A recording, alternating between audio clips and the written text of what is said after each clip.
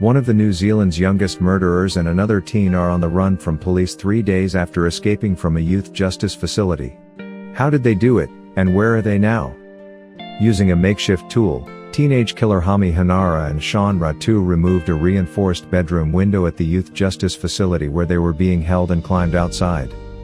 With nothing more than the clothes they were wearing, the pair clambered across a roof to the staff car park and under the cover of darkness, fled into shadows of the surrounding South Auckland streets. Well, we're very concerned on Saturday night that 2 teenagers have escaped from Korowai Manaki. And what we do know is that they've managed to remove a window from their room and get out of the residence. So we're looking into the circumstances as to how this has happened. We look after hundreds and hundreds of teenagers safely and security every year, and so we're going to have to look at this very closely as to how this has happened. It was about 8:10 p.m. on Saturday. The escape was captured by security cameras, but it was an hour and 20 minutes before staff realized Hanara, 16, and Ratu, 17, were missing. It was a further 40 minutes, after an unsuccessful search of the perimeter, before police were called. By then, the 2 street-smart teens were long gone. Even if the police's Eagle helicopter had been available, finding them would have been like looking for a needle in a haystack. A troubled upbringing.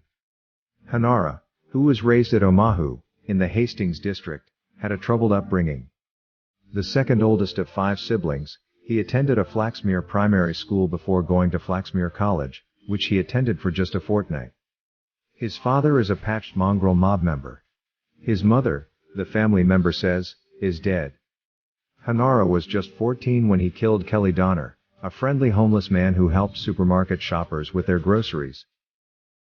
March 4, 2018. The teen and some friends had hatched a plan to break into a chiller in an enclosed yard behind a local tavern and steal alcohol. On entering the yard they came across Donner, who was collecting cigarette butts from a staff ashtray using a torch. The 40-year-old allowed the group to use a torch he had with him, but when they would not return it, a fight broke out. During the fight, Hanara stabbed Donner 4 times, twice to the neck, once to the shoulder and once to the chest. He was found, barely alive, by a woman who was driving to town to use an ATM. He later succumbed to his injuries.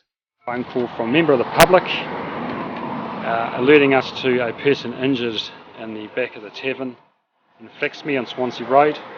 Emergency services responded to that phone call, and upon their arrival this person had passed away. This person has sustained serious injuries during this attack, which has happened here overnight. Currently we have about 25 staff invested in the investigation and have, as you see here, a large cordoned area. Hanara was arrested a month after the incident. Police found him in a shed on a rural property in Wanganui. His father helped him evade capture, hiding him at associates' houses and pretending he didn't know where he was. In February last year, after a jury found him guilty of murder, Hanara was sentenced to life imprisonment with a minimum non-parole period of 10 years.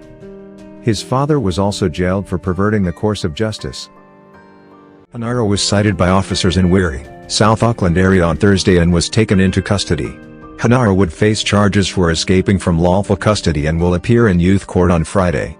Police are still investigating the whereabouts of Ratu, who remains on the run.